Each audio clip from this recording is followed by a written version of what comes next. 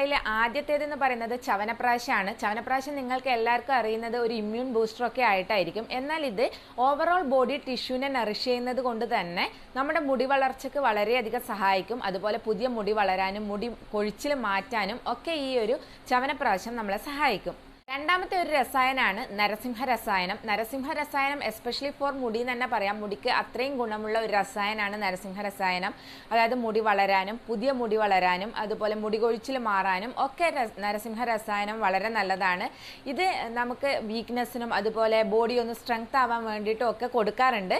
പിന്നെ ഇതിനുള്ള ഒരു പ്രത്യേകത എന്ന് പറയുന്നത് ഇതിൻ്റെ ഒരു മീഡിയം ഉണ്ടാക്കുന്ന ഒരു മീഡിയം എന്ന് പറയുന്നത് വെണ്ണയാണ്. അതുകൊണ്ട് തന്നെ ഇത് കൊളസ്ട്രോൾ അല്ലെങ്കിൽ ഒബസ് ആയിട്ടുള്ളവരൊക്കെ കഴിക്കുമ്പോൾ വളരെയധികം ശ്രദ്ധിക്കേണ്ടതാണ്. ഇതിൻ്റെ കൂടെ അതായത് ഈ രസായനങ്ങളുടെ കൂടെ ആയുർവേദിക് കാൽസ്യം സപ്ലിമെന്റ്സ് ആയിട്ടുള്ള ശംഖഭസ്മം അല്ലെങ്കിൽ പ്രവാളഭസ്മം ഇതൊക്കെ കൊടുക്കാറുണ്ട്.